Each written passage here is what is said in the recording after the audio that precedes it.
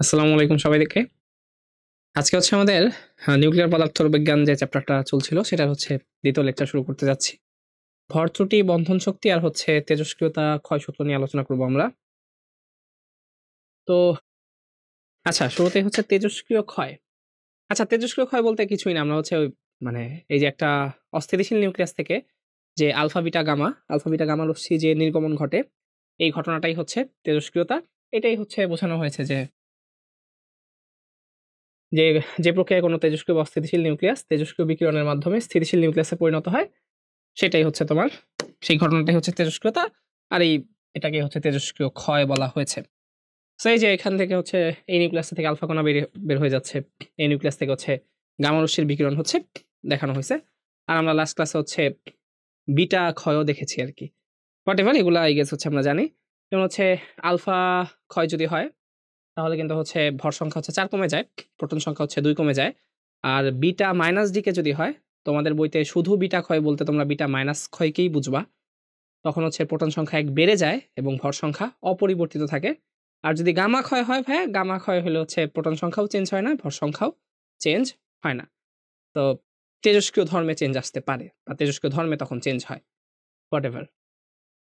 আমরা হচ্ছে যদি ভর ত্রুটি নিয়ে আলোচনা করি শুরুতেই, যেমন ভর ত্রুটিটা কি, সেটা হচ্ছে নিউক্লিয়াসের ভরের উপাদান সমূহের মুক্ত অবস্থায় ভরের মানে কি বলছে, নিউক্লিয়াসের ভর এর উপাদান সমূহের মুক্ত অবস্থায় ভরের যোগফলের চেয়ে কম হয়, ভরের এই পার্থক্যকে ভর ত্রুটি বলে। আচ্ছা, ব্যাপারটা তাহলে এখানে যেটা মিন করছে সেটা হচ্ছে, লেটসে ধরো এটা হচ্ছে একটা নিউক্লিয়াস। নিউক্লিয়াসে কি থাকে? নিউক্লিয়াস হচ্ছে ভাইয়া প্রোটন আর হচ্ছে নিউট্রন থাকে। সে ধরো এখানে হচ্ছে ভাইয়া জেডটা প্রোটন আছে, জেডটা প্রোটন ধরলাম। ওই যে জেড মানে তো প্রোটন সংখ্যাই, জেডটা প্রোটন। আর ধরো এখানে হচ্ছে এনটা নিউট্রন আছে, এখানে এনটা নিউট্রন আছে। এখন আমি যদি এই যে জেডটা প্রোটনের ভর আর এনটা নিউট্রনের ভর যদি যোগ করি, তাহলে দেখবা যে এটা নিউক্লিয়াসের যে ভর ছিল সেটা থেকে বেশি হচ্ছে। মানে যে জেডটা এমপি মানে হচ্ছে প্রোটনের ভর, জেডটা প্রোটনের ভর প্লাস এনটা নিউট্রনের ভর যদি আমি যোগ করি, তাহলে দেখবা যে এটা আসলে নিউক্লিয়াসের ভর থেকে বেশি হচ্ছে। আচ্ছা ভাইয়া, এমপি, এম সাবস্ক্রিপ্ট পি, এটা দিয়ে কি বোঝাচ্ছি? এটা দিয়ে বোঝাচ্ছি হচ্ছে ভাইয়া প্রোটনের ভর, প্রোটনের ভর। আর এম এন দিয়ে বোঝাচ্ছি হচ্ছে নিউট্রনের ভর। আচ্ছা, আমরা বেটার হচ্ছে আলাদা একটা স্লাইড নিয়ে নিই। দেখো তো ভর ত্রুটি বা ইংলিশে বলে হচ্ছে এটাকে ম্যাস ডিফেক্ট, ম্যাস ডিফেক্ট বা হচ্ছে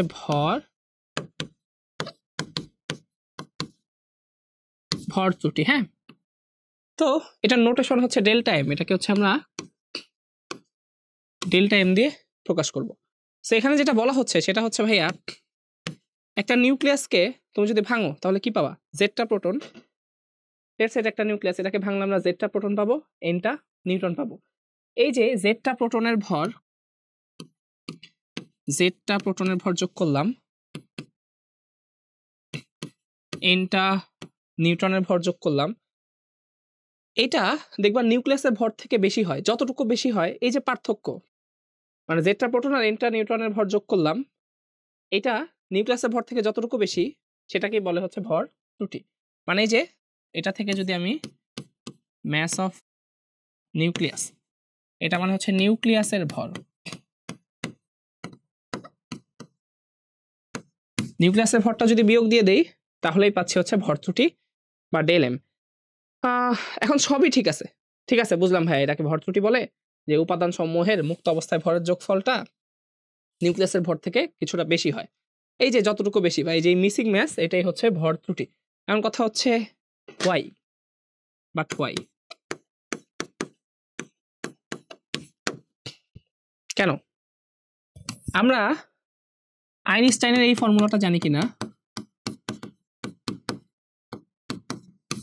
আইনস্টাইনের একটা বিখ্যাত ফর্মুলা আছে, এটা যারা সায়েন্স পড়ে না তারাও জানে, E ইকুয়াল mc স্কয়ার, এটা তো জানি রাইট। এখান থেকে আমরা একটা জিনিস জানতে পারি, সেটা হচ্ছে mass is the form of energy, মানে হচ্ছে ভর ও শক্তি, আমরা বলতে পারি যে ভর ও শক্তি পরস্পর রূপান্তর যোগ্য। আচ্ছা, so E equal mc square, এই ফর্মুলাটা আমরা সবাই জানি যে mass is the form of energy, মানে ভর হচ্ছে শক্তির একটা রূপ। আচ্ছা ফাইন, তখন সবই ঠিক আছে, E ইকুয়াল mc স্কয়ার, বা হচ্ছে এখান থেকে আমরা চিন্তা করতে পারি m equal E by c square, এটা আমরা বলতে পারি। এখন কথা হচ্ছে ভাই সবই ঠিক আছে, বাট হচ্ছে এই যে আমি যখন নিউক্লিয়াসটাকে ভাঙলাম, নিউক্লিয়াসটাকে ভেঙে যখন উপাদানগুলোকে আলাদা করলাম, আলাদাভাবে যখন ভরগুলো যোগ করতেছি, সেটা নিউক্লিয়াসের ভর থেকে বেশি কিভাবে হলো, সেটা যদি আমি একটু চিন্তা করি। দেখো, এই যদি আমার হচ্ছে একটা নিউক্লিয়াস হয়, একটা নিউক্লিয়াস যদি হয়, নিউক্লিয়াসে প্রোটনও থাকবে নিউট্রনও থাকবে, এটাকে যদি আমি ভেঙে ফেলি, জেড প্রোটন আর হচ্ছে এন নিউট্রন পাবো। এখন কথা হচ্ছে ভাই, তোমার কি মনে হয় যে তুমি এই নিউক্লিয়াসটাকে এমনি ভাঙতে পারবা? নিউক্লিয়াসকে ভাঙার জন্য শক্তি দেওয়া প্রয়োজন, ঠিক আছে? নিউক্লিয়াসকে ভাঙার জন্য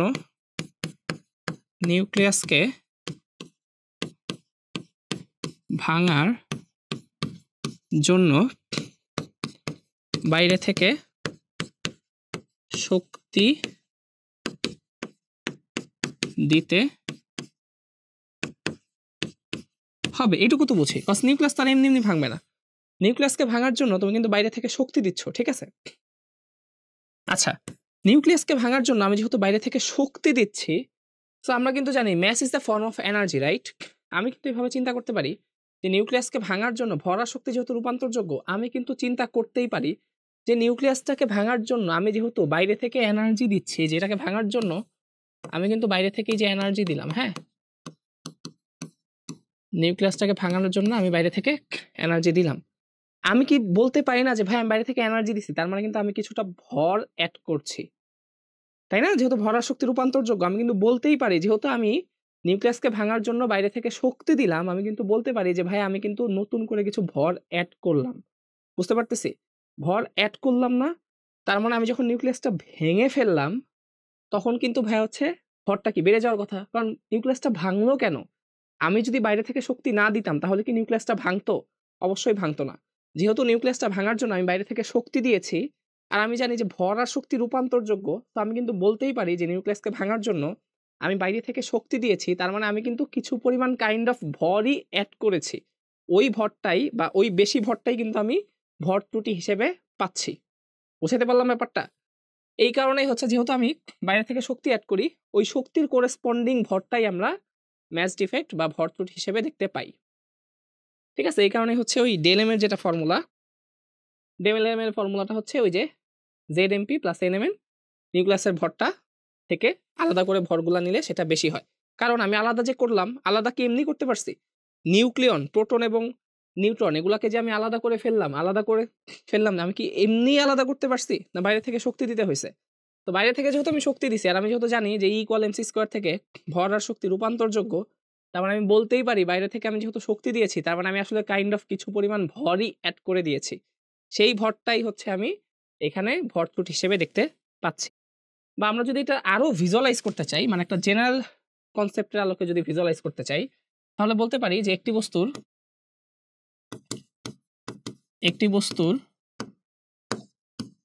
শক্তি E পরিমাণ বৃদ্ধি পেলে একটি বস্তুর, যেহেতু আমি জানি যে ভর আর শক্তি রূপান্তরযোগ্য, তার মানে কোনো বস্তুর শক্তি যদি আমি বাড়িয়ে ফেলি, তার মানে কিন্তু তার ভরও বেড়ে যাচ্ছে।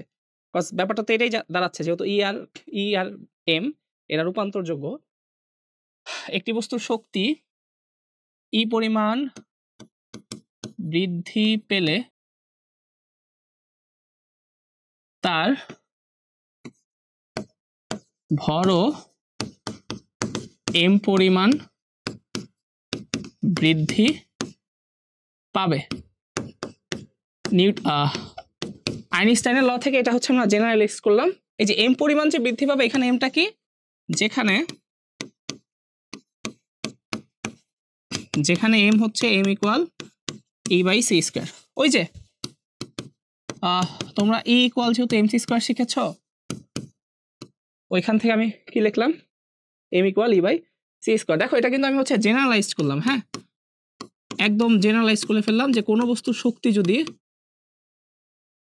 বৃদ্ধি পায় তাহলে সেখানে ভরও বৃদ্ধি পায়। এখন তোমার কাছে খটকা লাগা শুরু হতে পারে যে ভাইয়া ভর তো কনস্ট্যান্ট পড়ছি, ভর শক্তি বাড়লেই ভর বৃদ্ধি পায়। আচ্ছা আমি আরেকটু ক্লিয়ার করি। ধরো একটা বস্তু এখানে স্থির আছে, এটার ভর হচ্ছে ধরো m, এটা হচ্ছে বিফোর, গতিশীল হওয়ার আগে। এখন তুমি একটা কাজ করলা, এটাকে গতিশীল করে দিলা, বিফোর আফটার। এখন এটা গতিশীল হয়েছে মানে এটা মুভ করতেছে, এটা ধরো v বেগে মুভ করতেছে। যেহেতু আমি তোমাকে মাত্র বলছি যে কোনো বস্তুর মধ্যে যদি মানে শক্তি পরিমাণ বাড়ানো হয় তাহলে তার ভর ধরো m পরিমাণ বেড়ে যায়। বাংলা কথা, শক্তি যদি বাড়িয়ে দাও তাহলে ভরও বেড়ে যাবে। আইনস্টাইনের ল থেকে আমি বললাম।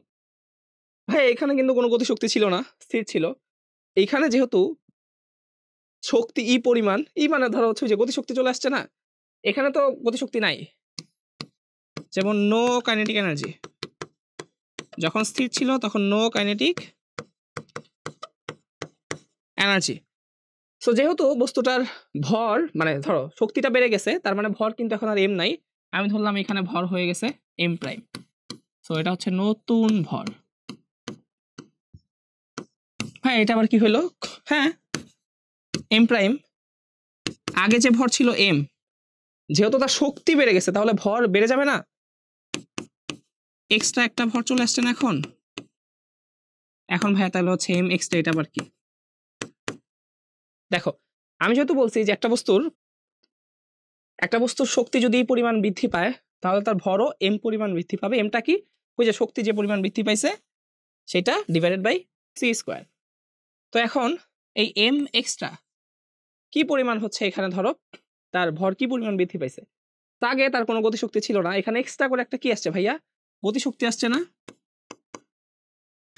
আমি কিন্তু বলতেই পারি যে এখানে এক্সট্রা যে ভরটা বৃদ্ধি পাইছে সেটা হচ্ছে এটা e/c²।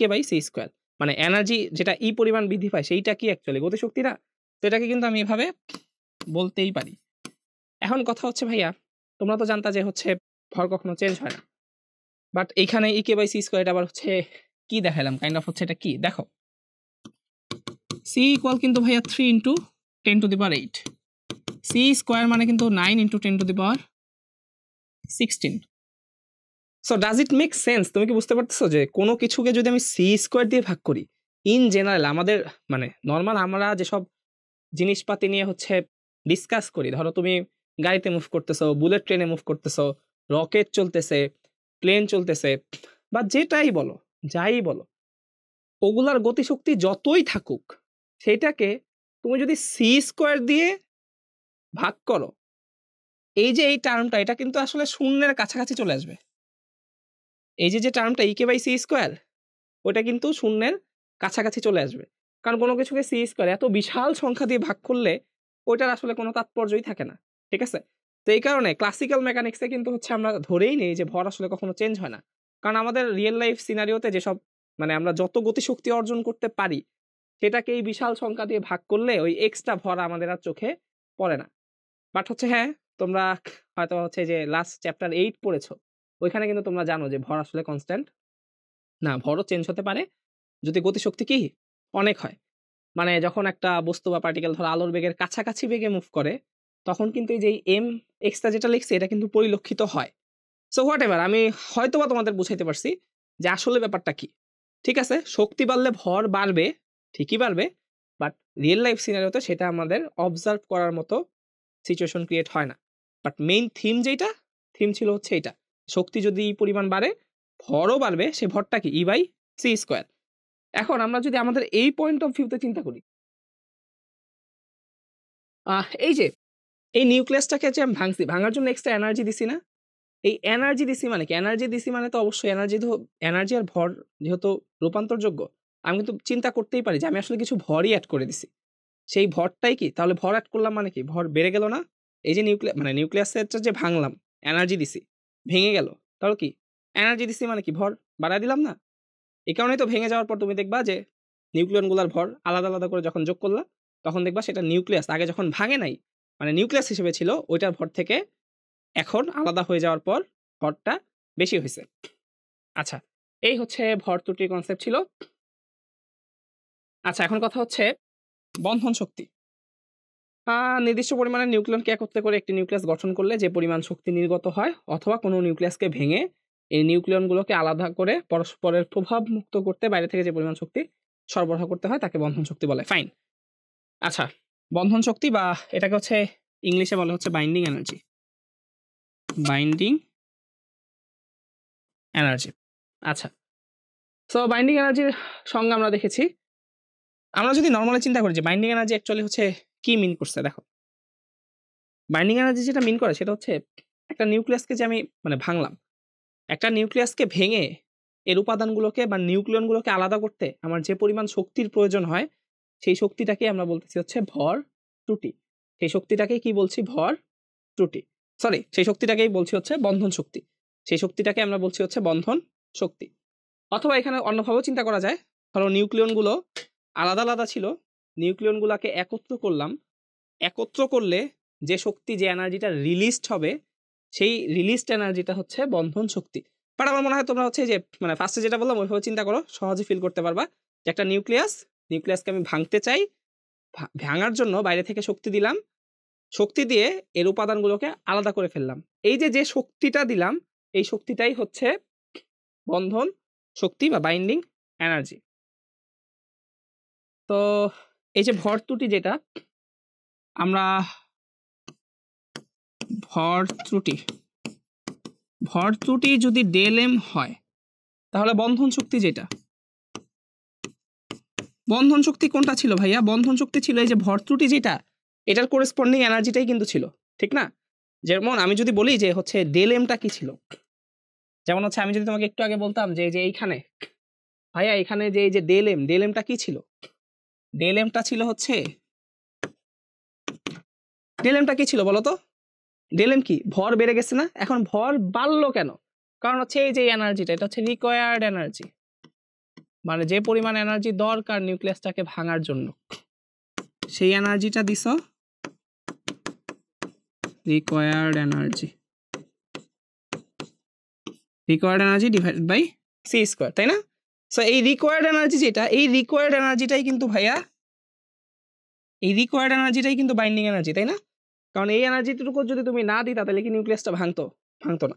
এখান থেকে কিন্তু তুমি একটু সিস্টেম করে কিন্তু চিন্তা করতে পারো, এই যে রিকোয়ার্ড এনার্জি যেটা, এটাকে কিন্তু তুমি এইভাবে লিখতেই পারো, ΔM c², ঠিক আছে? মানে বুঝতেই পারছো আসলে এই যে ΔM এর কোরেসপন্ডিং যে এনার্জি বা যেটা দিয়ে অ্যাকচুয়ালি আমি নিউক্লিয়াসটাকে ভাঙছি, সেই এনার্জিটাকে আমি বলতেছি রিকোয়ার্ড এনার্জি বা বন্ধন শক্তি। রিকোয়ার্ড এনার্জি কিসের জন্য required energy to break the nucleus, ঠিক আছে? তো এই যে এখানে তাহলে বন্ধন শক্তি যেটা, রিকোয়ার্ড এনার্জি না বলে এখন হচ্ছে আমি এটাকে বাইন্ডিং এনার্জি, মানে যেটা, যে শক্তিটা অ্যাপ্লাই করার মাধ্যমে আমি নিউক্লিয়াসটাকে ভেঙে ফেলেছি, তো সেটা অ্যাকচুয়ালি কি? ΔM c², ঠিক আছে? বাইন্ডিং এনার্জির ফর্মুলা পাচ্ছি ΔM c²। ওকে, আচ্ছা, এই হচ্ছে বন্ধন শক্তি। আর আচ্ছা দেখো, এখানে আমি আরেকটা জিনিস বলতে পারি, সেটা হচ্ছে if ΔM বা ম্যাচ ডিফেক্ট is 1 AMU, ঠিক আছে, then corresponding বাইন্ডিং এনার্জি যেটা, corresponding বাইন্ডিং এনার্জি মানে যেটাকে আমরা হচ্ছে ডেল এম সি স্কোয়ার করলাম, এটা যদি আমরা ক্যালকুলেশন করি তাহলে দেখবা যে এটা ক্যালকুলেশন করলে আসবে হচ্ছে 931.5 এমইভি। আচ্ছা ভাইয়া, এটা হচ্ছে তোমরা নিজেরা করতে পারবা। এএমইউ মানে কি? এই যে 1 এএমইউ যেটা 1.66 বলা যায় 10⁻⁻27 কেজি বা 1.6605 হোয়াট এভার তুমি যেটাই বলো আর কি। আর হ্যাঁ, এমইভি এগুলো আই গেস হচ্ছে তোমরা জানো, ক্যালকুলেট করে দেখো। 1 ইভি মানে হচ্ছে 1.6 10⁻19 জুল, আর 1 এমইভি মানে মেগা, এটা মানে হচ্ছে 10⁻6 ইভি। সেইগুলা হচ্ছে পুট করলেই হচ্ছে, আর সি এর ভ্যালু তো জানোই, সি হচ্ছে 3 × 10⁸ মিটার পার সেকেন্ড। এগুলা বসাইলেই দেখবা যে যদি ভর ত্রুটি 1 এমইউ হয়, অ্যাটমিক ম্যাস ইউনিট যেটা, তাহলে বন্ধন শক্তি হচ্ছে 931.5 মেগা ইলেকট্রন ভোল্ট। বা আমি মোটের পক্ষে বলতে পারি যে 1 এমইউ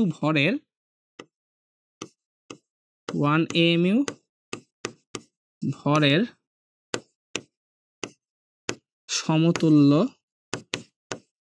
শক্তি 931.5 এমইভি। এই আমি কিন্তু কখনো বলি নাই যে 1 এমইউ ইকুয়াল টু 931.5 এমইভি, তা কিন্তু না, ঠিক আছে? ভর আর শক্তি কিন্তু সমান বলতেছি না আমরা, ভর আর শক্তির যে সম্পর্কটা আছে সেটা ইউজ করতেছি, ঠিক আছে? E = mc square. এমইউ কি? ভরের একক। কি এনার্জির একক, ঠিক আছে? সো এটা বলতেছি যে 1 এমইউ, এম এর জায়গায় যদি 1 এমইউ বসানো হয় তাহলে এই এনার্জিটা আলটিমেটলি যেটা বের হয়ে আসে সেটা হচ্ছে 931.5 এমইভি। এখন তুমি যদি লিখতে চাও তাহলে তোমাকে এইভাবে লিখতে হবে যে 1 এমইউ ইকুয়াল, যদি লিখতে চাও 931.5 MeV divided by C square. ওই যে এম ইকুয়াল কি E/c স্কয়ার না? সেম যদি হয় 1 এমইউ, 1 এমইউ এর কোরেসপন্ডিং এনার্জি কত? 931.5 এমইভি। ওইভাবে হচ্ছে এটা এখানে জেনারেট করা হলো, ঠিক আছে? তো কেউ যদি ইকুয়াল দিয়ে মনে রাখতে চাও ওইভাবে মনে রাখতে পারো। আর হ্যাঁ, এই যেটা বলছি যে যদি ভর ত্রুটি 1 এমইউ হয় তাহলে ক্যালকুলেট করে দেখো binding energy del M C square, del M এর জায়গায় হচ্ছে 1 এমইউ বসাবা, 1 এমইউ মানে কি যেটা, দেন হচ্ছে সি স্কয়ার গুণ করে দিবা, জুলে আসবে অ্যান্সার। দেন হচ্ছে জুলকে হচ্ছে এই যে 1 ইভি মানে কত, 1.6 × 10⁻⁻19 জুল। এইভাবে হচ্ছে আমরা যদি কনভার্সন চালাইলে লাস্টে এমইভি তে যদি নিয়ে আসি তাহলে এরকম পাবো। ওকে, আচ্ছা, এটা হচ্ছে গড় বন্ধন শক্তি। গড় বন্ধন শক্তি এটা অ্যাকচুয়ালি হচ্ছে তোমাকে বোঝায় যেটা মোট বন্ধন শক্তি ডিভাইডেড বাই ভর সংখ্যা, মানে এটাকে বলা হচ্ছে বাইন্ডিং এনার্জি পার নিউক্লিয়ন। বাইন্ডিং এনার্জি পার নিউক্লিয়ন মানে পার নিউক্লিয়নের জন্য যতটা পাচ্ছি বাইন্ডিং এনার্জি, মানে বাইন্ডিং এনার্জিকে ভর সংখ্যা বা নিউক্লিয়ন সংখ্যা দিয়ে ভাগ করে দিচ্ছি, তাহলে যেটা পাচ্ছি সেটা হচ্ছে বাইন্ডিং এনার্জি পার নিউক্লিয়ন। যেমন এটা এই যে বাইন্ডিং এনার্জি মানে হচ্ছে del M C square divided by হচ্ছে এ, এটা কি ওই যে জুল পার নিউক্লিয়নের জন্য, অথবা তুমি লিখতে পারো এমইভি পার নিউক্লিয়নের জন্য, জাস্ট ওই জিনিসটাই বলা হয়েছে, এই যে মোট বন্ধন শক্তি ও ভর সংখ্যার অনুপাত।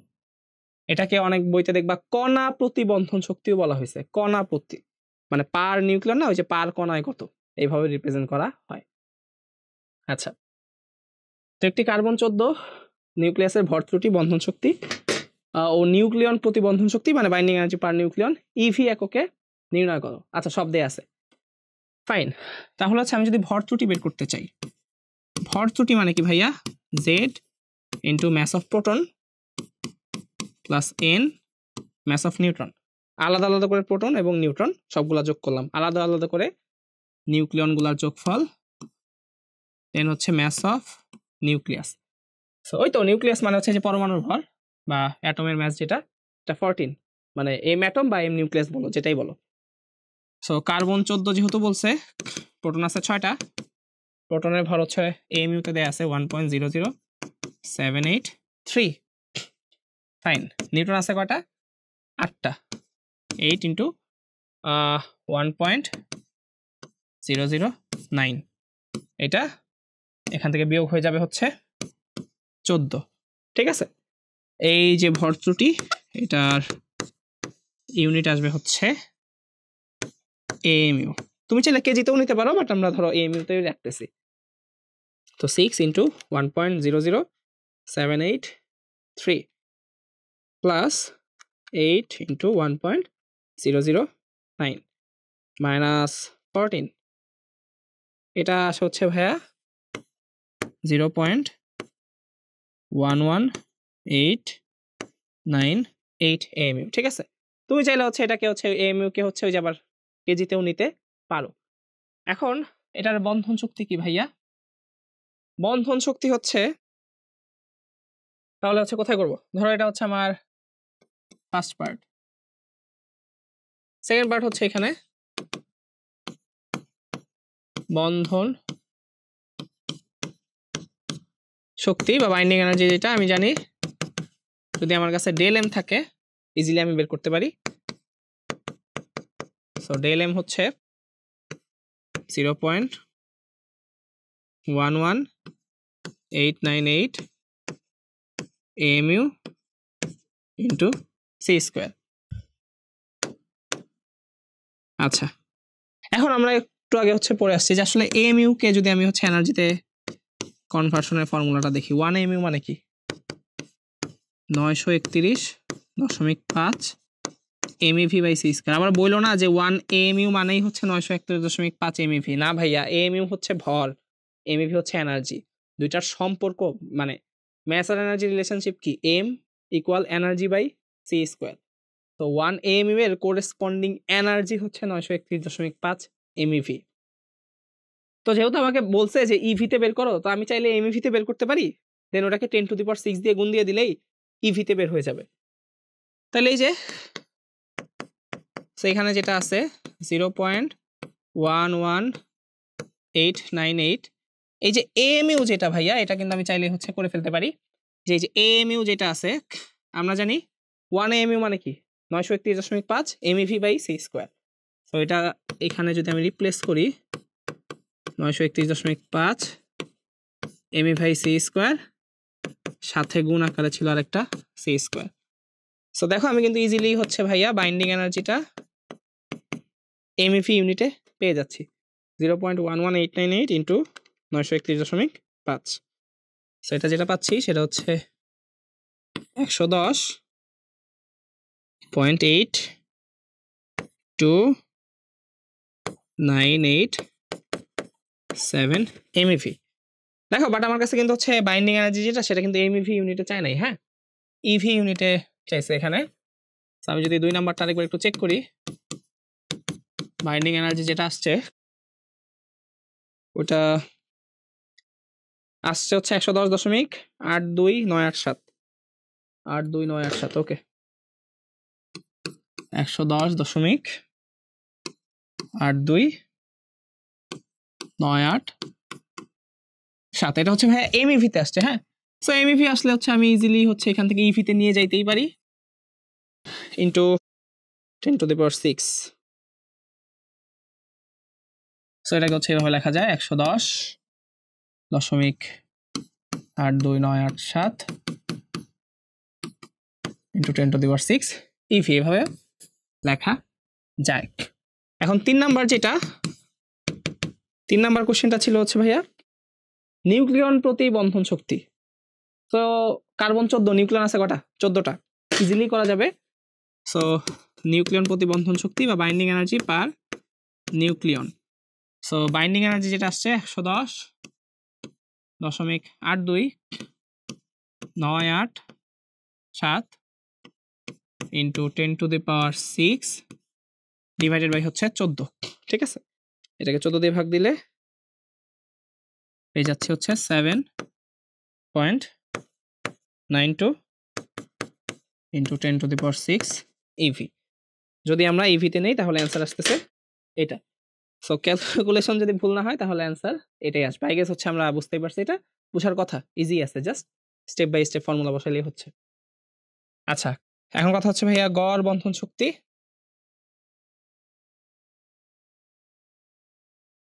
এবং নিউক্লিয়াসের স্থায়িত্ব বা নিউক্লিয়ার স্ট্যাবিলিটি যেটা, এই গ্রাফটা আমরা দেখব। এটা হচ্ছে এই যে এই পাশে যেটা, এটা হচ্ছে বাইন্ডিং এনার্জি পার নিউক্লিয়ন ওয়াই অক্ষ বরাবর, আর এক্স অক্ষ বরাবর হচ্ছে ভর সংখ্যা নেয়া। হ্যাঁ, তো এখানে আমরা এই মানে এই যে যেটা মানে এই গ্রাফিক্যাল অ্যানালাইসিস যেটা, এই গ্রাফটা যখন হচ্ছে আমরা নিউক্লিয়ার ফিশন এবং ফিউশন পড়বো তখন আবার দেখব, তখন এটা আমরা আবার দেখব। আচ্ছা, আপাতত আমরা যেটা দেখতে পারি এখান থেকে যদি গ্রাফ থেকে একটু অ্যানালাইসিস করি, মোটামুটি একটা আইডিয়া পাচ্ছি যে ভর সংখ্যা, আচ্ছা সবার ফার্স্টে যেটা চাই মানে দেখতে পাচ্ছি মোস্ট স্টেবল নিউক্লিয়াস, এখান থেকে মোস্ট স্টেবল নিউক্লিয়াস হচ্ছে আয়রন 56, এটার বাইন্ডিং এনার্জি পার নিউক্লিয়াস হচ্ছে, বাইন্ডিং এনার্জি পার নিউক্লিয়ন হচ্ছে 8.8 MeV। জাস্ট এমসিকিউ হিসেবে মাথায় রাখলাম। এই যে দেখা যাচ্ছে এই যে আয়রন 56, এটার হচ্ছে সবচেয়ে বাইন্ডিং এনার্জি পার নিউক্লিয়ন বেশি। যার বাইন্ডিং এনার্জি পার নিউক্লিয়ন যত বেশি সেটার স্টেবিলিটি বা স্থায়িত্ব হচ্ছে তত বেশি। আর একটা জিনিস অবজার্ভ করা যাচ্ছে, ফর এর ভ্যালু ধরো 80 থেকে 50-এর মধ্যে যারা আছে, ঠিক আছে, এটা জাস্ট তোমাকে আইডিয়া, এই যে এটা দিয়ে বুঝালাম যে 80 থেকে 50-এর মধ্যে যারা আছে, যেখান থেকে দেখাই যাচ্ছে, ঠিক আছে, দে আর মোস্ট স্টেবল। দে আর স্টেবল আর কি, মোস্ট স্টেবল মানে হচ্ছে হয়তো দে আর স্টেবল আর কি, মোস্ট স্টেবলই দেখি, মানে তাদের বাইন্ডিং এনার্জি পার নিউক্লিয়নের ভ্যালু হচ্ছে অনেক বেশি। যেমন তুমি যদি খেয়াল করো গ্রাফটা দেখলে দেখবা যে তাদের বাইন্ডিং এনার্জি পার নিউক্লিয়নের ভ্যালু হচ্ছে প্রায় সবারই ধরো অ্যারাউন্ড 8.5 MeV কাইন্ড অফ এরকম, যাদের হচ্ছে 50 থেকে 80। ধরো এই হচ্ছে 50, এই হচ্ছে 80, তো এতটুকু রিজিয়নে যারা আছে তাদের স্ট্যাবিলিটি হচ্ছে সবচেয়ে বেশি, কারণ তাদের বাইন্ডিং এনার্জি পার নিউক্লিয়নের ভ্যালু হচ্ছে সবচেয়ে বেশি। আর এই যে ধরো হাইড্রোজেনের বাইন্ডিং এনার্জি পার নিউক্লিয়ন হচ্ছে 1.1 MeV। যাই হোক, এগুলো জাস্ট হচ্ছে গ্রাফিক্যাল ইনফরমেশন আর কি। এখন কারা ফিউশন করে কারা ফিশন করে এগুলো হচ্ছে আমরা যখন ফিশন এবং ফিউশন পড়বো তখন হচ্ছে বুঝবো। তো আপাতত জাস্ট একটা আইডিয়া যদি রাখতে চাও, যে মোটামুটি জাস্ট একটা আইডিয়া, সেটা হচ্ছে দেখো এই যে ধরো এই যে এই পোরশন আর এই পোরশন, সো ধরো এই যে এই পোরশনটা হচ্ছে তোমাকে হচ্ছে বুঝাইতেছে আর কি, এটা ধরো হচ্ছে যে 50 মানে ভর সংখ্যা, আর এটা ধরো হচ্ছে 80 কে মিন করে। সো যাদের হচ্ছে ভর ধরো 80 থেকে বেশি, আমরা জানি ফিশন কি হয়, ফিশনে হচ্ছে একটা ভেঙে দুইটা ক্রিয়েট হয়। তো দেখো ধরো ফিশন বলো বা ফিউশন বলো, সবার মূল উদ্দেশ্য কিন্তু স্ট্যাবিলিটি অর্জন করা, রাইট? স্ট্যাবিলিটি অর্জন করা মানে কি, বাইন্ডিং এনার্জি পার নিউক্লিয়নের ভ্যালু বাড়িয়ে দেওয়া। তো এই পাশে যারা আছে দেখো এদের কিন্তু হচ্ছে যে এদের কিন্তু হচ্ছে আবার বাইন্ডিং এনার্জি পার নিউক্লিয়নের ভ্যালু কিন্তু কম। যেমন ধরো হচ্ছে যেটা, এটার বাইন্ডিং এনার্জি পার নিউক্লিয়ন হচ্ছে অ্যারাউন্ড ধরো 7.6, এটা হচ্ছে ধরো 7.6 MeV। সো এটা কিন্তু কম্পারেটিভলি হচ্ছে লেস স্টেবল, ঠিক আছে। সো যখন হচ্ছে দেখবা যে ফিশন হলে দেখবা যে এটা ভেঙে যে দুইটা পরমাণু বা যে দুইটা নিউক্লিয়াস ক্রিয়েট হয়েছে, তারা হচ্ছে ধরো যে এই পাশে চলে আসবে, মানে এই পাশে চলে আসা মানে হচ্ছে ধরো বাইন্ডিং এনার্জি পার নিউক্লিয়নের ভ্যালু বেড়ে গেল। এটা এখন জাস্ট আইডিয়া রাখো এটা আমরা যখন ফিশন এবং ফিউশন পড়বো তখন হচ্ছে আরো বিস্তারিত বুঝবো। ফিউশন মানে কি, ফিউশন হচ্ছে দুইজন মিলে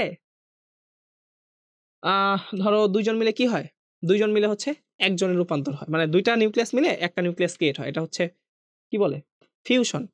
তো ধরো হচ্ছে যে তোমার ধরো যে এখানে হচ্ছে হাইড্রোজেন 1 2 আছে, মানে হচ্ছে ধরো ডিউটেরিয়াম যেটা, ধরো এই যে ডিউটেরিয়াম যারা আছে, ধরো দুইটা ডিউটেরিয়াম মিলে গেল, দুইটা ডিউটেরিয়াম মিলে ধরো হচ্ছে হিলিয়াম ক্রিয়েট হলো ধরো লেটস সে, বা হচ্ছে ফিউশনে ধরো এই যে হাইড্রোজেন রিঅ্যাকশন করে ফিউশন করে ধরো একটা হিলিয়াম হইলো। তো এই যে দেখতেই পারতেছো হিলিয়ামের বাইন্ডিং এনার্জি পার নিউক্লিয়ন কিন্তু বেশি, কাইন্ড অফ এরকম আর কি, জাস্ট এগুলো বুঝবা, পরে বুঝবা, সমস্যা নাই। যদি ফিউশন হয় মানে এই পাশে যারা, এই যে যাদের হচ্ছে ধরো এই যে কত ছিল 50 50-এর এই পাশে যারা, এরা হচ্ছে ফিউশন করতে চায়, ফিউশন দুইজন মিলে একজন হয়, বাইন্ডিং এনার্জি পার নিউক্লিয়ন বেড়ে গেল, এই যে এদিকে উঠলো বেড়ে গেল। এই পাশে যারা ফিশন হয়, ফিশন মানে কি একটা ভেঙে দুইটা হয়, যে দুইটা ডটার ক্রিয়েট হইলো মানে মাদার থেকে ডটার হইলো যেটা, তারা হচ্ছে ধরো এই যে এইদিকে শিফট হয়, বাইন্ডিং এনার্জি পার নিউক্লিয়ন তাদের ক্ষেত্রেও বেড়ে যায়। ঠিক আছে, মানে স্ট্যাবিলিটি অর্জন করার জন্য। এটা আমরা বিস্তারিত দেখবো, তখন আরো বেটার ফিল পাবা, তখন খুব ভালো মতো বুঝতে পারবা। এটা আমরা হচ্ছে দেখবো। আচ্ছা, এই যে ভ্যালুগুলা যেগুলো লিখছি, ভ্যালুগুলা একটু এদিক ওদিক হইতে পারে, জাস্ট তোমরা গুগল করেও দেখতে পারো, বাট অ্যারাউন্ড হচ্ছে এরকম আর কি। ওকে, আর নিউক্লিয়াসের স্থায়িত্বই তো ব্যাপারগুলো এটাই ছিল, যে হচ্ছে বাইন্ডিং এনার্জি পার নিউক্লিয়ন যত বেশি হবে স্থায়িত্ব তত বেশি হয়।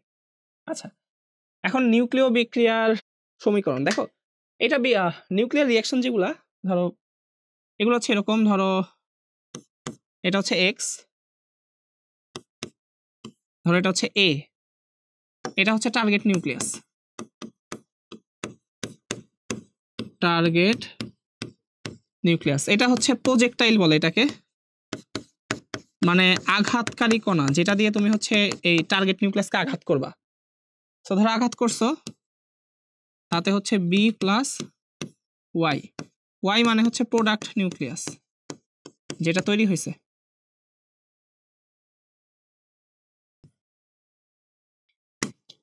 আচ্ছা, এটা বড় হাতের লিখে। আর এটা হচ্ছে ইজেক্টাইল, মানে বহির্গামী কণা, বহির্গামী কণা। এটা হচ্ছে আঘাতকারী কণা, এটা হচ্ছে বহির্গামী কণা, মানে এটা বের হয়ে গেছে আর কি। ঠিক আছে, ধরো এই যে এই রিয়াকশনটাকে ইন জেনারেল হচ্ছে রিপ্রেজেন্ট করে এইভাবে, A B reaction, A B nuclear reaction. মানে প্রজেক্টাইল আর ইজেক্টাইল দিয়ে হচ্ছে বোঝায়, যে প্রথমে যেটা লিখলাম সেটা হচ্ছে প্রজেক্টাইল, যাকে দিয়ে আঘাত করছি, বি হচ্ছে ইজেক্টাইল মানে বহির্গামী কণা যেটা বের হয়ে গেছে। তো আমরা যদি একটু দেখি এই রিয়াকশন, যদি খেয়াল করো, আমরা ধরো হচ্ছে এখানে লিখেই দেখি। ধরো 1 নম্বর রিয়াকশনটা যদি আমরা দেখি, ধরো হচ্ছে অ্যালুমিনিয়াম আছে। তোমরা জানো যে এই নিউক্লিয়ার রিয়াকশনগুলোতে যেটা হয় সেটা হচ্ছে তোমার ডান পাশে যে কটা প্রোটন থাকে, বাম পাশেও সে কটাই প্রোটন থাকবে, আর ডান পাশে ভর সংখ্যা যত, বাম পাশেও ভর সংখ্যা তত, এটা মেনটেন করে। ধরো অ্যালুমিনিয়াম 13, 27, এখানে হচ্ছে হিলিয়াম, মানে হিলিয়াম দিয়ে আঘাত করা হয়েছে আর কি, মানে প্রজেক্টাইলটা হচ্ছে হিলিয়াম। So helium 24। এখন যদি হিসাব করো তাহলে মানে হচ্ছে যে এটা হচ্ছে ইজেক্টাইল। হ্যাঁ, তো এই যে বুঝতেই পারছো 13 আর 2 কত, 15, এখানে 1 আছে, তাহলে কত লাগবে? আর লাগবে 14। প্রোটন সংখ্যা 14 মানে কি? সিলিকন। এখানে ভর আছে কত? 27 আর 4 কত? 31। এখানে অলরেডি 1 চলে আসছে, আর বাকি এখানে কত? 27 আর 4 31 না? তাহলে ডান পাশেও কত হইতে হবে? 31। আছে কত? 1 আর কত? 30। সেই হচ্ছে আমার প্রোডাক্ট নিউক্লিয়াস। এই হচ্ছে বহির্গামী কণা, বা যাকে হচ্ছে আমরা ইংলিশে বলছিলাম কি ইজেক্টাইল, আর এটা হচ্ছে আঘাতকারী কণা, আঘাতকারী কণা। আচ্ছা, তাহলে এগুলাকে যদি আমি হচ্ছে ওই যে প্রজেক্টাইল আর ইজেক্টাইল দিয়ে যদি প্রকাশ করি, দেখো সবগুলায় আমার প্রজেক্টাইলকে আলফা, ইজেক্টাইলকে হাইড্রোজেন, বা হচ্ছে প্রোটন বলো, যদি সমস্যা নেই প্রোটন বলতে পারো, এগুলাকে বলে হচ্ছে alpha P reaction. Alpha P reaction, আঘাত করা হয়েছে আলফা দিয়ে, বা প্রজেক্টাইল হচ্ছে আলফা, আর ইজেক্টাইল বা বহির্গামী কণাটা হচ্ছে প্রোটন। ঠিক আছে, আই গেস বুঝতে পারছি। আর এগুলা রিয়াকশন বোঝার কিছুই নেই, এই যে সবগুলা দেখলেই বুঝবা যে আসলে কি হচ্ছে। তুমি যদি দেখো যে পটাশিয়ামে হচ্ছে কত, 19 আর 2 কত, এখানে এই পাশে হচ্ছে 21। তো একটা যদি প্রোটন বের হয়ে যায়, আছে 1, তো 21 হওয়ার জন্য আর কত দরকার? 20। প্রোটন সংখ্যা 20 কার? প্রোটন সংখ্যা 20 হচ্ছে ক্যালসিয়াম। ভর যদি দেখো 39 আর 4 কত? 43। এখানে অলরেডি প্রোটন বের হয়েছে, মানে অলরেডি 1 আছে, আর দরকার কত? 42। সো আই গেস হচ্ছে এগুলো আমরা বুঝি, এগুলা খুব একটা প্যারা হওয়ার কথা না। পরটা যদি দেখো বোরন, সেম 5 আর 2 7, একটা প্রোটন বের হয়ে গেছে, মানে 1, আর দরকার 6, কার্বন 6। 10 আর 4 14 বাম পাশে, তো একটা প্রোটন বের হয়েছে, মানে 1 আছে, আর দরকার কত? 14 হওয়ার জন্য 13। এইভাবে জাস্ট ম্যাচ হচ্ছে। মূলত এগুলা ছিল হচ্ছে আলফা পি রিয়াকশন। কি ছিল? আলফা পি রিয়াকশন, মানে প্রত্যেকটা রিয়াকশনে আমি আলফা দিয়ে হিট করব আর একটা করে প্রোটন বের হয়ে যাবে, এই তো এরকম আর কি। তো এটা যদি আমরা করতে চাই, এখানে যেটা হয়েছে অ্যালুমিনিয়াম 13 27, প্রজেক্টাইল হচ্ছে আমার কত আলফা কণা, তো এটা হচ্ছে আমার প্রোডাক্ট নিউক্লিয়াস 30। তাহলে দেখো এখানে টোটাল প্রোটন আছে কটা, 13 আর 2 15, এখানে প্রোটন আছে কটা 15, এখানে ভর আছে কত 27 + 4 31, বাট এখানে ভর হচ্ছে 30, তাইলে এটা কি, এটা হবে হচ্ছে নিউট্রন। এই যে নিউটনের মানে নিউটনের তো পারমাণবিক সংখ্যা নাই, 0 ধরা হয়, আর নিউটনের ভর ইটসেলফ ইজ নিউক্লিয়ন, সো ভর হচ্ছে 1। এবার ম্যাচ করো, 30 আর 1 31, 15 আর 0 কত 15, এই পাশে দেখো 27 আর 4 31, 13 আর 2 15, ম্যাচ করছে না, ম্যাচ করছে। সো প্লাস কি হবে, প্লাস হচ্ছে আমাদের একটা নিউট্রন পাচ্ছি। তাহলে ভাইয়া এই রিয়াকশনটার নাম কি হবে, এটার নাম হবে হচ্ছে ভাইয়া আলফা এন রিয়াকশন, মানে হিট করছি হচ্ছে আলফা দিয়ে, প্রজেক্টাইল হচ্ছে আলফা, বের হয়ে যাচ্ছে হচ্ছে একটা নিউট্রন, নিউট্রনটা হচ্ছে ইজেক্টাইল বা বহির্গামী কণা। আচ্ছা, একটি নিউক্লিয়াস এক্স প্রথমে স্থির ছিল, পরে তা থেকে একটি আলফা কণা নির্গত হয়, এ ও জেড এর মান নির্ণয় করো, ফাইন। আচ্ছা ভাই, আলফা কণা বের হলে কি হয়, সো ছিল হচ্ছে 92, সো যদি আলফা কণা বের হয়ে যায় তাহলে ফর শিওর প্রোটন সংখ্যা 2 হচ্ছে কমে যাবে, তাহলে জেড এর ভ্যালু হবে হচ্ছে 92 থেকে যদি 2 কমে যায় জেড হবে হচ্ছে 90।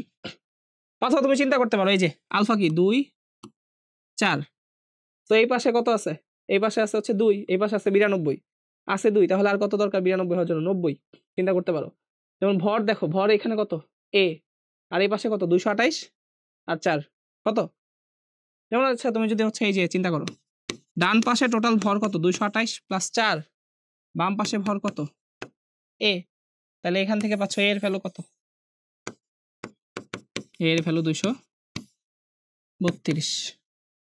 সাইকেল বুঝতেই পারছি, কিছুই না, খালি হচ্ছে ভরগুলা ম্যাচ করছি আর হচ্ছে প্রোটন সংখ্যাগুলো ম্যাচ করছি, মানে এই যে প্রোটন সংখ্যা ম্যাচ করছি এইভাবে 92, বাম পাশে এটা হচ্ছে z+2, সো z ইকুয়াল হচ্ছে 90। সো যে যেভাবে সলভ করে এগুলো হচ্ছে just MCQ, easy, I guess বুঝতেই পারছো। আর ভরগুলো হচ্ছে এখানে ম্যাচ করা হয়েছে, বাম পাশ ডান পাশ। আচ্ছা, ক্ষয় সূত্রের বিবৃতি, যে কোনো মুহূর্তে তেজস্ক্রিয় পদার্থের পরমাণুর ভাঙনের হার ওই মুহূর্তে উপস্থিত অক্ষত পরমাণুর সংখ্যার সমানুপাতিক। স্বাভাবিক, তোমার কাছে 100 টাকা থাকলে তুমি যে পরিমাণ খরচ করবা, সো তোমার কাছে যদি 2000 টাকা থাকে তুমি কিন্তু খরচ আরো বেশি করবা, রাইট? সো ব্যাপারগুলো ওইরকমই, যে কোনো মুহূর্তে তেজস্ক্রিয় পদার্থের ভাঙনের হার যত অক্ষত, ধরো অক্ষত পরমাণু আছে 10টা, মানে যারা এখনো ভাঙে নাই, অক্ষত পরমাণু আছে 10টা, তো এইখান থেকে তুমি ভাঙনের হার যত পাবা, যদি অক্ষত পরমাণু থাকে হচ্ছে ধরো 50টা, অবভিয়াসলি এখান থেকে আরো ভাঙবে বেশি বেশি, অক্ষত পরমাণু যত বেশি ভাঙবে তত বেশি বেশি, জাস্ট এটাই বুঝাইছে। সো এখানে বলছে তেজস্ক্রিয় পদার্থের পরমাণুর ভাঙনের হার, তাহলে এটা ধরতে পারি যে শুরুতে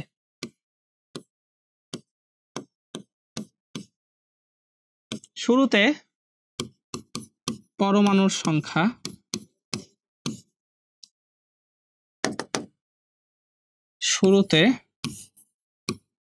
ধরো পরমাণুর সংখ্যা ছিল n0, ঠিক আছে? শুরুতে মানে হচ্ছে ভাই কি, মানে t = 0 সেকেন্ড সময়, আমি বললাম যে t সময় পর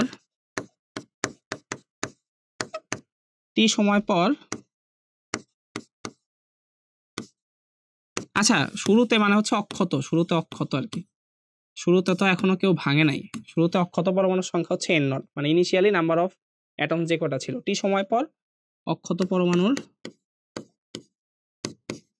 সংখ্যা ধরো আছে হচ্ছে n, ঠিক আছে? আগে ছিল n0, এখন হচ্ছে n, সো ভেঙে গেছে ধরো। আচ্ছা, এখন আমি যেটা চিন্তা করব, ধরো হচ্ছে আমাকে যেটা বলছে যে কোনো মুহূর্তে তেজস্ক্রিয় পদার্থের পরমাণুর ভাঙনের হার ওই মুহূর্তে অক্ষত পরমাণুর সংখ্যার সমানুপাতিক। আচ্ছা, সো আমি যদি চিন্তা করি যে এখানে আসলে কি হয়েছে, ধরি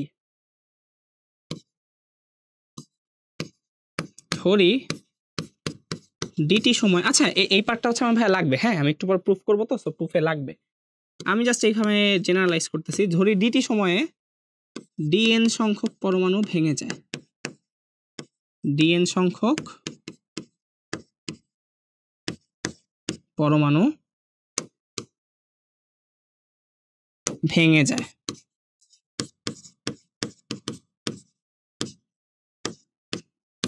ঠিক আছে, সো একক সময়ে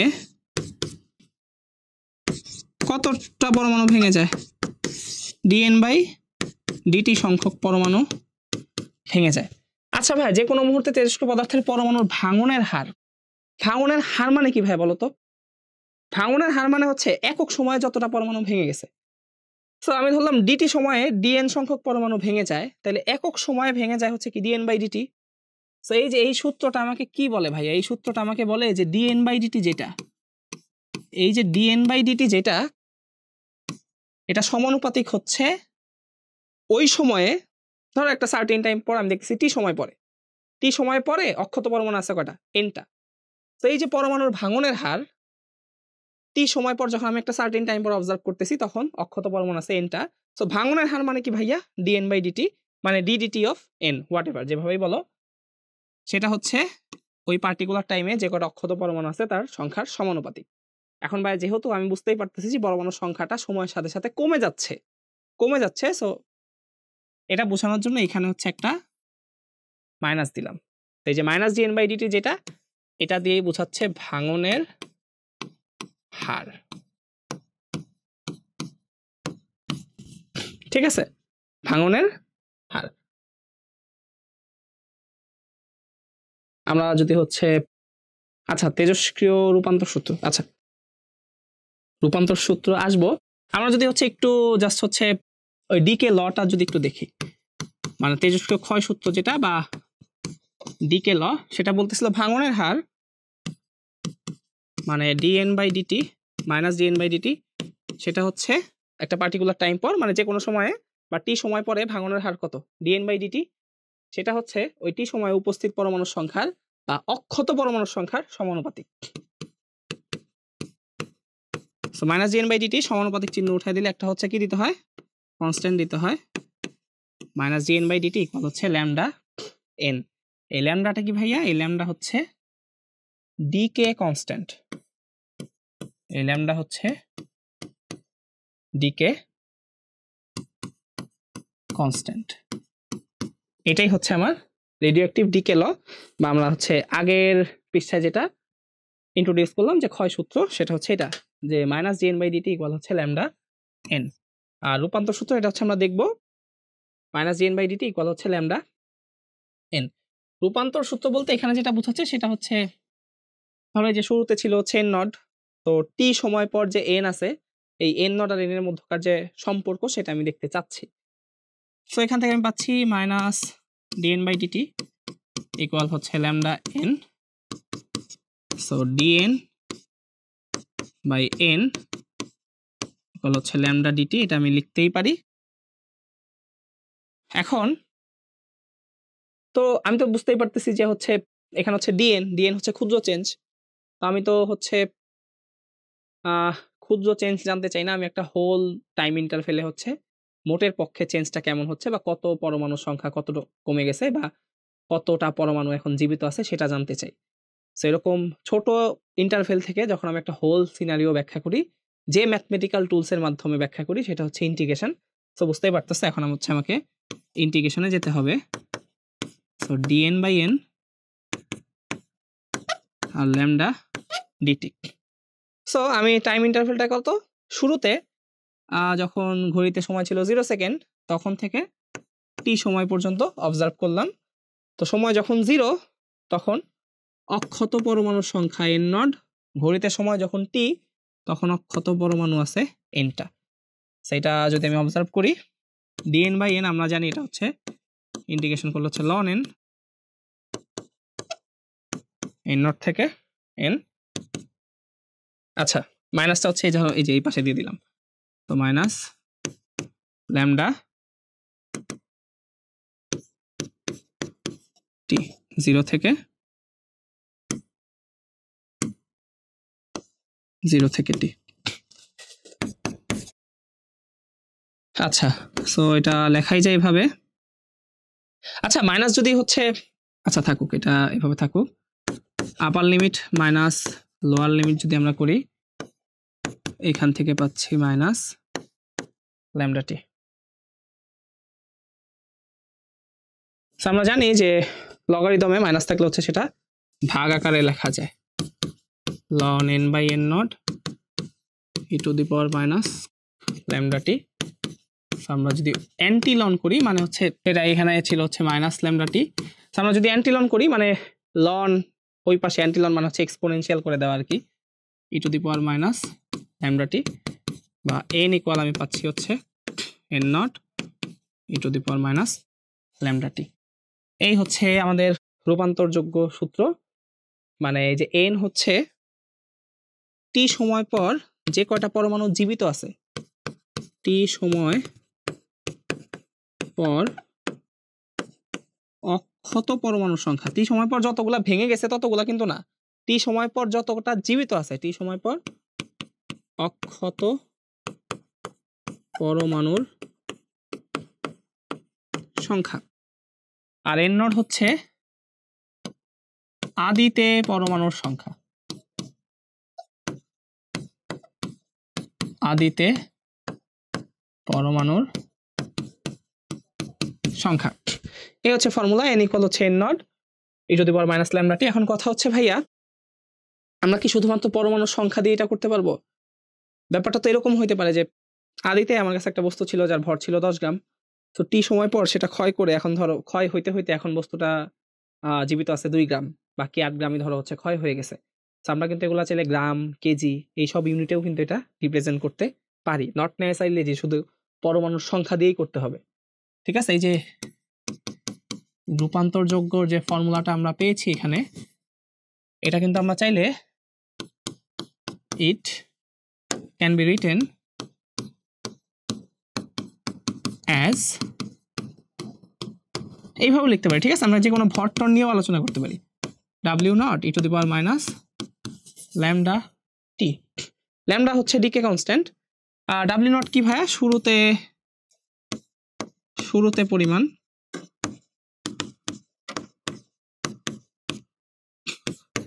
আর টি সময় পর অক্ষত পরিমাণ। ঠিক আছে, আমরা কিন্তু ভর দিয়েও করতে পারবো, অক্ষত পরিমাণ। ঠিক আছে, আচ্ছা আরেকটা জিনিস এটা আমাদের বলা উচিত, সেটা হচ্ছে আমরা যে ডিকে লটা দেখছি ভাইয়া, ডিকে ল এই যে minus DNA by DT equal হচ্ছে ল্যামডা এন, এই যে টার্মটা মাইনাস ডিএন বাই ডিটি যেটা, এই টার্মটা বলতে বুঝতেই পারছো এটা হচ্ছে ভাঙনের হার, ভাঙনের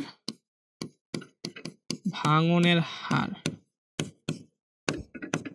বা হচ্ছে এটাকে বলে হচ্ছে ক্ষয়ের হার, বা এটা আরো সুন্দর নাম আছে, এটাকে বলা হচ্ছে অ্যাক্টিভিটি বা সক্রিয়তা, এটাকে সক্রিয়তাও বলে। ঠিক আছে, সো অ্যাক্টিভিটি বা সক্রিয়তা যেটা, এগুলাকে হচ্ছে আমরা প্রকাশ করি হচ্ছে এ দিয়ে, এ বা আর মানে হচ্ছে অ্যাক্টিভিটি, অনেক সময় যে রেট অফ ডিকে এইভাবে হচ্ছে অনেকে আর বলে, হোয়াট এভার, মানে একক সময় যে কয়টা ভাঙতেছে আর কি। ওই যে আমরা তেজস্ক্রিয়তা, আবার এটাকে শুধু তেজস্ক্রিয়তাও বলতে পারো, তুমি এটাকে শুধু তেজস্ক্রিয়তাও বলতে পারো।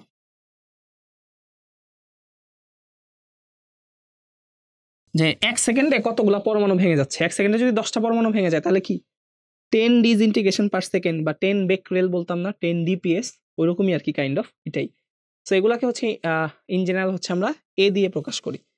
তাহলে মাইনাস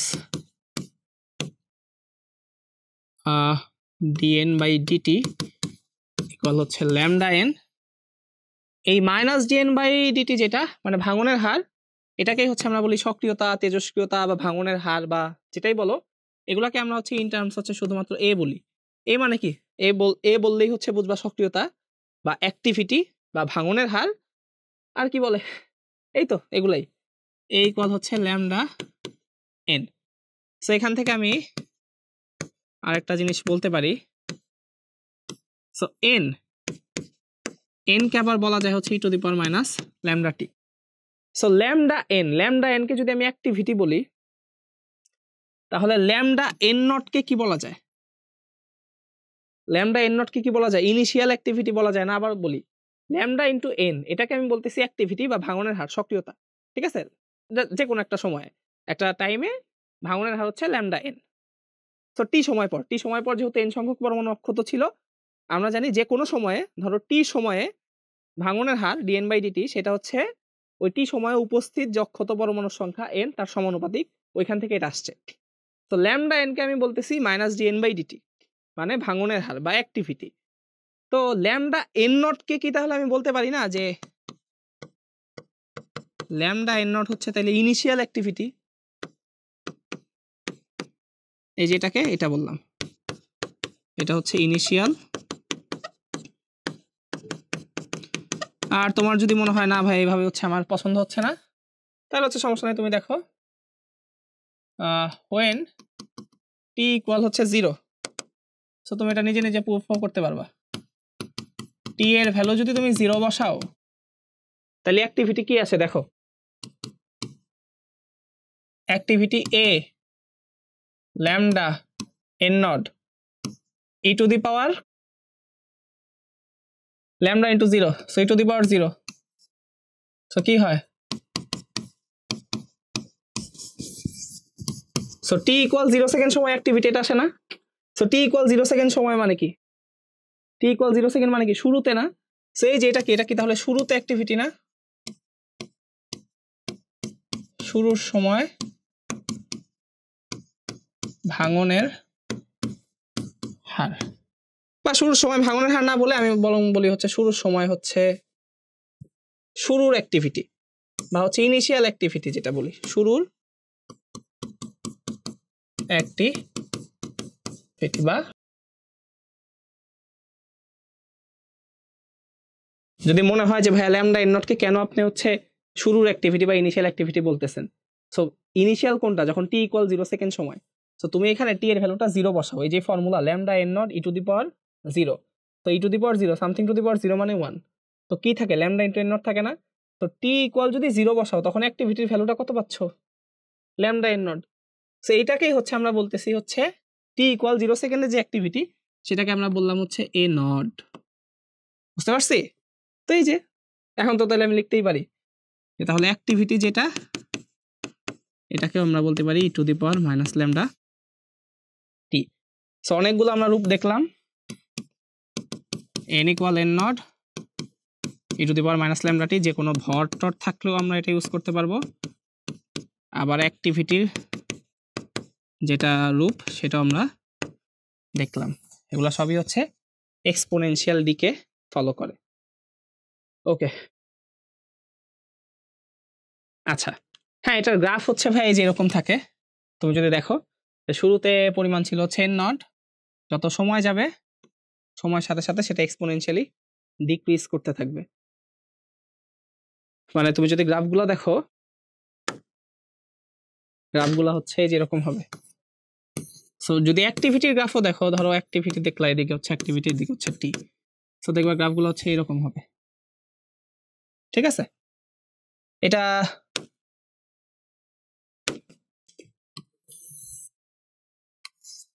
এই যে এরকম, এটা কিন্তু এক্স অক্ষকে ইয়া করবে না, হ্যাঁ, এক্স অক্ষকে হচ্ছে টাচ করবে না, এক্স অক্ষকে টাচ করবে না। মানে এক্স অক্ষকে টাচ করা মানে কি? অ্যাক্টিভিটি 0 হয়ে যাও না? অ্যাক্টিভিটি কত সময় পর 0 হবে সেটা তো তুমি জানো না। অ্যাক্টিভিটি 0 হবে অনেক পরে, মানে হচ্ছে অসীম সময় পরে। তুমি যদি এইদিকে অক্ষত পরমাণুর সংখ্যা বের করতে চাও,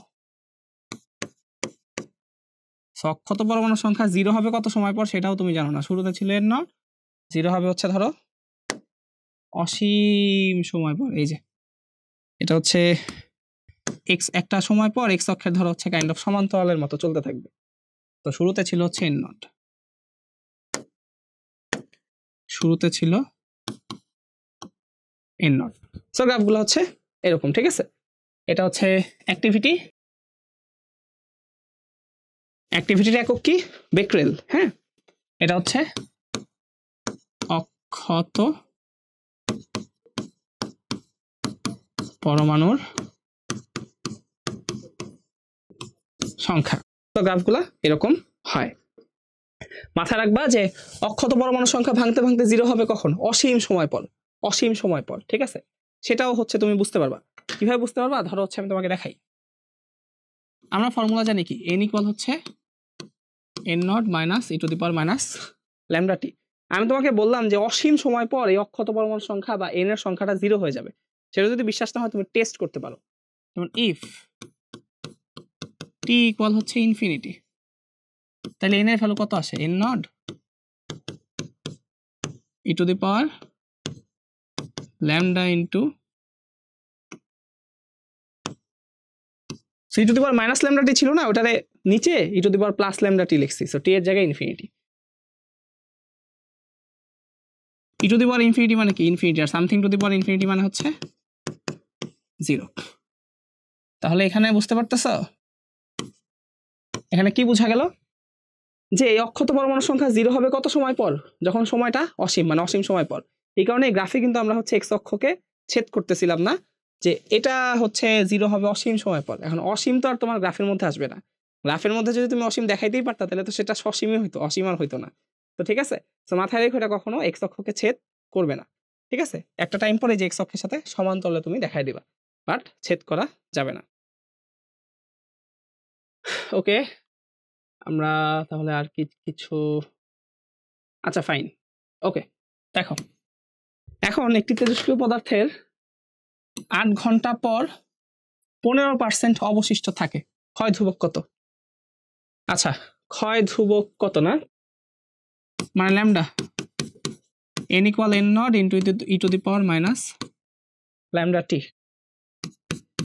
আচ্ছা, তাহলে শুরুতে ছিল n0, 8 ঘন্টা পর 15% অবশিষ্ট থাকে, মানে এখন থাকে 0.5 n0, n0 কাটা e to the power minus lambda t 8 ঘন্টা। সো আমি উভয় পক্ষে লন নিলাম, ln e to the power minus lambda into 8। So আমরা জানি ln e to the power something মানে হচ্ছে সেই সামথিংটা চলে আসে, বা minus 8 lambda into ln e. আর আমরা তো জানি যে লন ই এর ভ্যালু কত? লন ই এর ভ্যালু হচ্ছে 1। সো শুধু থাকতেছে minus 8 lambda.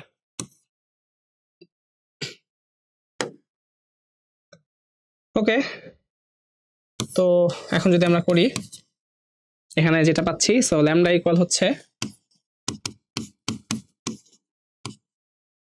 Minus 8 lambda minus 1/8 into loan 0.15। সেটা যদি ক্যালকুলেশন করা হয়, লন 0.15 ডিভাইডেড বাই হচ্ছে 8। সো মাইনাস মাইনাস দেখবা কাটা চলে যাচ্ছে, 0.237। মনে রাখবা যে ডিকে কনস্ট্যান্ট যেটা, এটার একক হচ্ছে ধরো per second, per minute, per day, per hour, per year, এরকম। তো এখানে আমরা টাইমটা কিসে নিচ্ছি ভাইয়া? মিনিটে, সেকেন্ডে, না ঘন্টায়? ঘন্টায়। তাহলে এটা হবে হচ্ছে পার আওয়ার। সেই হচ্ছে আমাদের অ্যান্সার। ইজি, জাস্ট ফর্মুলার খেলা, ফর্মুলা বসাইলেই হয়ে যাচ্ছে। যদি ক্যালকুলেশন ভুল না করে থাকি, লন নেওয়া হয়েছে মাইনাস 8 ল্যামডা লন ই, লনের ভ্যালু হচ্ছে 1। আচ্ছা, ল্যামডা ইকুয়াল হচ্ছে মাইনাস 1/8। হ্যাঁ ঠিক আছে, ওকে। আচ্ছা, অর্ধায়ু, অর্ধায়ু বা হাফ লাইফ, এটা হচ্ছে ভাইয়া হাফ লাইফ। হাফ লাইফ মানে কি? হাফ লাইফ মানে ধর তোমার কাছে একটা রেডিওঅ্যাক্টিভ সাবস্টেন্স আছে, হাফ লাইফ হচ্ছে যে সময় পর এটার 50% অবশিষ্ট থাকবে, তাহলে বাকি 50% কি হয়েছে? বাকি 50% হচ্ছে ধরো ক্ষয় হয়ে গেছে আর কি। ধরো তোমার কাছে 100 গ্রাম সাবস্টেন্স আছে, তুমি যদি একটা হাফ লাইফ যদি অতিক্রম করো, একটা হাফ লাইফ অতিক্রম করার পর দেখবা তোমার কাছে আর 100 গ্রাম নাই, আছে 50 গ্রাম। আরেকটা হাফ লাইফ যদি অতিক্রম করো তাহলে দেখবা 50 গ্রাম নাই, আছে 25 গ্রাম। আরেকটা হাফ লাইফ যদি অতিক্রম করো তাহলে দেখবা 25 গ্রাম নাই, আছে 12.5 গ্রাম। আরেকটা হাফ লাইফ যদি অতিক্রম করো তাহলে দেখবো হচ্ছে কত 12.5, তাহলে কত হবে এবার 12.5 2 দিয়ে ভাগ দাও, কত 6.25 গ্রাম নাকি? হ্যাঁ 6.25 গ্রাম। আরো যদি আরেকটা হাফ লাইফ যদি ক্রস করো তাহলে দেখবো হচ্ছে 6.25 এর অর্ধেক কত 3.175 গ্রাম। হোয়াটএভার, মানে বুঝতে পারছি কিনা? হাফ লাইফ হচ্ছে সেই সময়টা যে সময় পর একটা রেডিও অ্যাক্টিভ সাবস্টেন্সের অর্ধেক ক্ষয় হয়ে যায় আর অর্ধেক অবশিষ্ট থাকে, মানে অর্ধেক ক্ষয় হয়ে যায়। ঠিক আছে, ওটাই বোঝানো হয়েছে যে কোনো তেজস্ক্রিয় পদার্থের প্রারম্ভিক বা শুরুর পরিমাণের ঠিক অর্ধেক পরিমাণ ক্ষয় হতে যে সময় প্রয়োজন তাকে অর্ধায়ু বলে।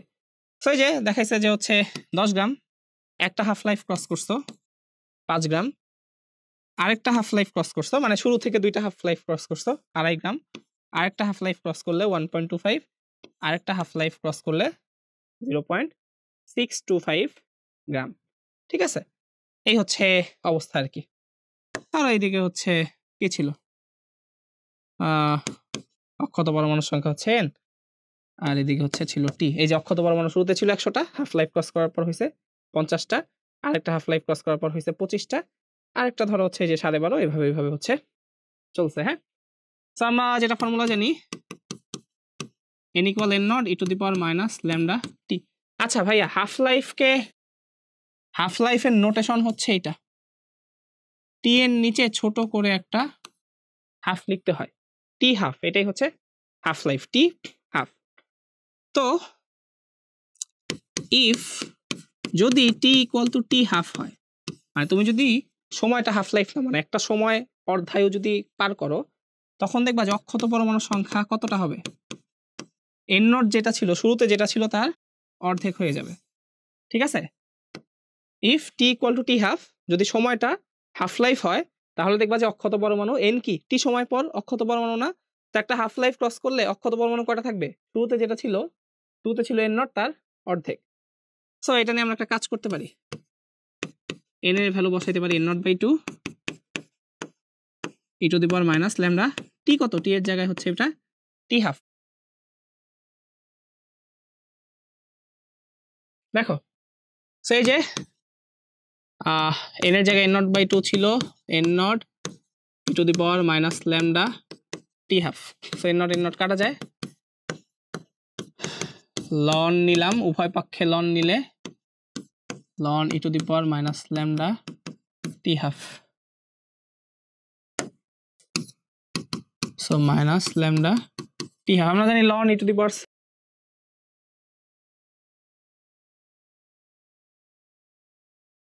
ln e⁻ λ t half. So লন e⁻ সামথিং মানে হচ্ছে সামথিং, মানে মাইনাস ল্যামডা t হাফ এসে যাবে, আর লন এর ভ্যালু তো হচ্ছে 1। সো মাইনাস উঠিয়ে দিয়ে এই পাশে মাইনাস দিয়ে হচ্ছে ওই যে ln minus ln 2 minus lambda t half. So অর্ধায়ুর ফর্মুলা পাচ্ছি t half is equal to হচ্ছে মাইনাস মাইনাস কাটা ln 2/λ। So t half is equal to হচ্ছে ln 2 এর ভ্যালু ক্যালকুলেটর চাপ দিলে পাবা 0.693/λ। ঠিক আছে, বুঝতে পারছি? তো এইখান থেকে ওই যে আমরা যে একটু আগে বলছি যে ভাই হচ্ছে ক্ষয় ধ্রুবক বা ডিকে কনস্ট্যান্টের একক কি, পার সেকেন্ড, পার মিনিট, পার ইয়ার, পার ডে, সেটার ফিল কিন্তু এখান থেকেও পাচ্ছ। যেমন আমি যদি বলি ল্যামডা মানে কি, তুমি এখান থেকে জানো যে এইটাও লিখতে পারো, lambda = 0.693/t half. t half মানে কি, অর্ধায়ু কি সময়। সেখান থেকে কিন্তু তুমি ফিল পাচ্ছ যে ল্যামডার ইউনিট হচ্ছে per second, per day, per hour, etcetera. ঠিক আছে, পার ইয়ার, এইভাবে চলতে থাকবে। তো আলটিমেটলি হচ্ছে যে আমি এটা পাচ্ছি যে t হাফ = 0.693/λ, এটা হচ্ছে আমার হাফ লাইফ বা অর্ধায়ু। ঠিক আছে, আচ্ছা এখান থেকে একটা মজার জিনিস চিন্তা করা যায়। ধরো t হাফ সময় পর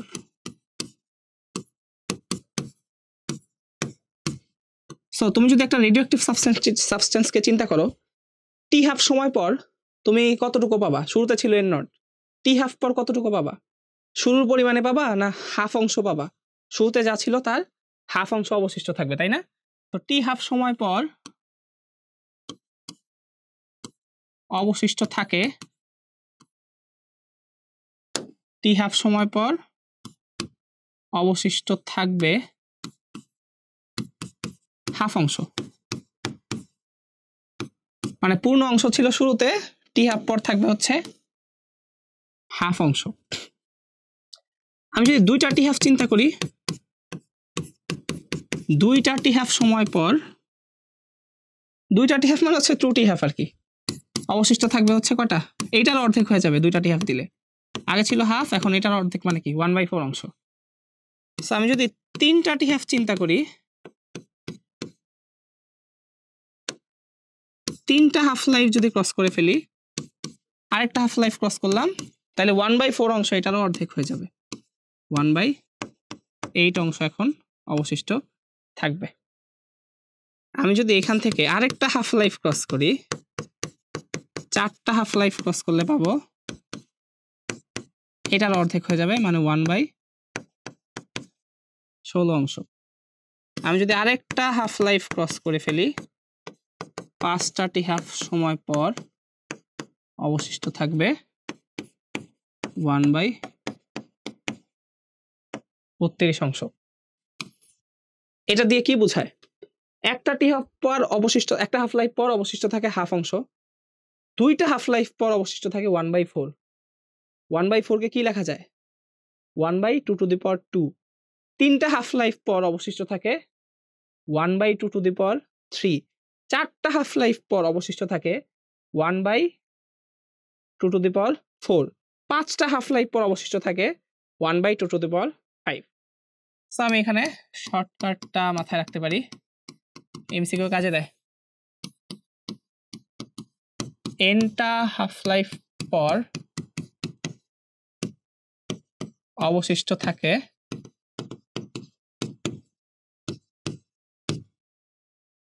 1/2 অংশ। সো তোমাকে যদি বলে যে কত সময় পর একটা পদার্থের 1/32 অংশ অবশিষ্ট থাকে, সো তুমি জানো যে একটা পদার্থের 1/32 মানে কি 1/2 তো 1/2 অংশ অবশিষ্ট থাকে কত সময় পর? পাঁচটা হাফ লাইফ পর। তো ধরো প্রশ্নে দেওয়া ছিল হাফ লাইফ হচ্ছে 10 দিন, তো পাঁচটা হাফ লাইফ মানে কি 50 দিন, তাহলে অ্যান্সার হচ্ছে 50। সেইভাবে হচ্ছে তুমি সহজে করতে পারবা, মানে ফর এমসিকিউ আর কি। আই গেস বোঝা যায়, এটা ইজি, এটা হচ্ছে একটা শর্টকাট আর কি, যে টি হাফ সময় পর অবশিষ্ট থাকে হাফ অংশ, তো দুইটা টি হাফ পর অবশিষ্ট থাকে 1/4, তিনটা টি হাফ পর হচ্ছে 1/8, মানে হাফ হাফ হতে যাচ্ছে, একটা করে হাফ লাইফ ক্রস করবা, আর যে পরিমাণ অ্যামাউন্ট ছিল সেটা অর্ধেক হইতে থাকবে। তো তুমি বুঝতেই পারতেছো এই যে অর্ধেক হইতে হইতে কখনো কি এটা শেষ হবে? 1/32, 1/64, 1/128, 1/256, 1/512, এরকম কিন্তু ছোট হইতেই আছে, শেষ হয়ে যাবে কত সময় পর? অসীম সময় পর। সেটাই হচ্ছে আমরা আগের গ্রাফে লিখছিলাম। ওকে, এই ছিল হচ্ছে আমাদের হাফ লাইফ। আচ্ছা, এই তো এবার হচ্ছে প্রবলেম।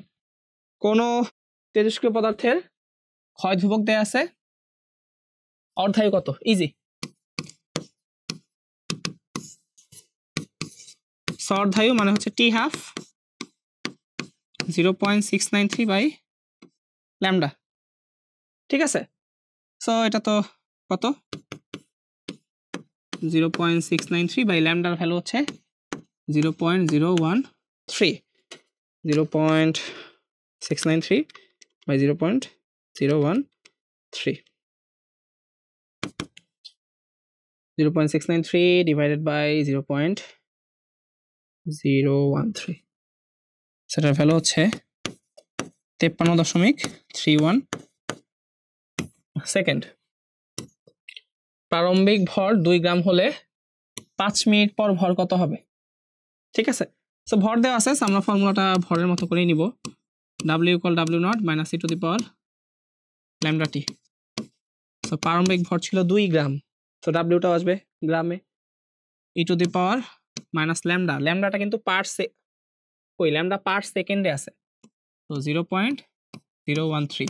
সো এই যে টাইম, যেটা টাইমও কিন্তু তাহলে সেকেন্ডেই নিতে হবে, টাইম আছে 5 মিনিট, তো 1 মিনিট 60 সেকেন্ড, তো 0.013 × 5 × 60,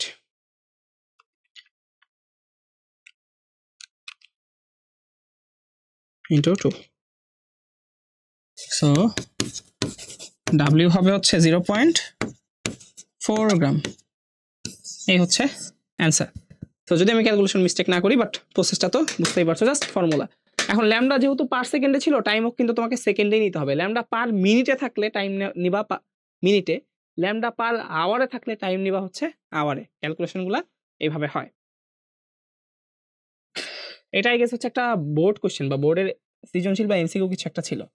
দেখো এদিকে হচ্ছে টাইম ডে, এদিকে হচ্ছে আর ওয়াই অক্ষ হচ্ছে অক্ষত পরমাণুর সংখ্যা। সো শুরুতে ছিল এন নট। সো 2.7 ডে পর পরমাণুর সংখ্যা হয়ে গেছে কত? পরমাণুর সংখ্যা হয়ে গেছে হচ্ছে N not by 5। So easy. তোমাকে বের করতে বলছে কি পদার্থটির অর্ধায়ু। সো আগে ল্যামডা বের করবো। ল্যামডা বের করলেই তো অর্ধায়ু মানে কি 0.693 বাই ল্যামডা। সো ওকে, প্রথমটা যদি আমরা অ্যাপ্রোচ নেই, আচ্ছা এখান দিয়ে চিন্তা করি। দেখো n equal N naught e to the power minus lambda t. So আমি কিন্তু গ্রাফ থেকে বুঝতেছি যে 2.7 ডেজ পর অক্ষত পরমাণু কিন্তু এন নট বাই 5। সো এখন অক্ষত আছে এন নট বাই 5, কত সময় পর e to the power minus lambda t কত 2.7। সো যেহেতু এটা আমি ডেজে রাখছি, তো আমার ল্যামডা আসবে পার ডে। এটা কাটা। So 1/5 E to the power minus 2.7 lambda. আমি যদি লন নিয়ে নেই মাইনাস 2.7 পার ডে। তাহলে যদি ক্যালকুলেশন করি, লন 1/5 ডিভাইড বাই 2.7, সেটা আসবে হচ্ছে 0.596 পার ডে। ঠিক আছে, বাট আমার অ্যান্সার কিন্তু এটা না। হাফ লাইফ বের করতে বলছে 0.693 বাই ল্যামডা। ওটা হচ্ছে ল্যামডা। সো ল্যামডা জানলে বের করে ফেলতে পারবো 1.163 ডে। যেহেতু এটা পার ডেতে ছিল, আমার হাফ লাইফের ইউনিট যেটা সেটা আসবে ডে। ডে কতদিন। এরপরটা হচ্ছে 1/32 অংশ অবশিষ্ট থাকতে প্রয়োজনীয় সময় অর্ধায়ুর কতদিন। আমার মনে হয় না যে এটা আসলে অঙ্ক করার দরকার আছে। দেখো অর্ধায়ুর কত গুণ হবে। So 1/2 two the power n অংশ অবশিষ্ট থাকে কি এনটা টি হাফ পর।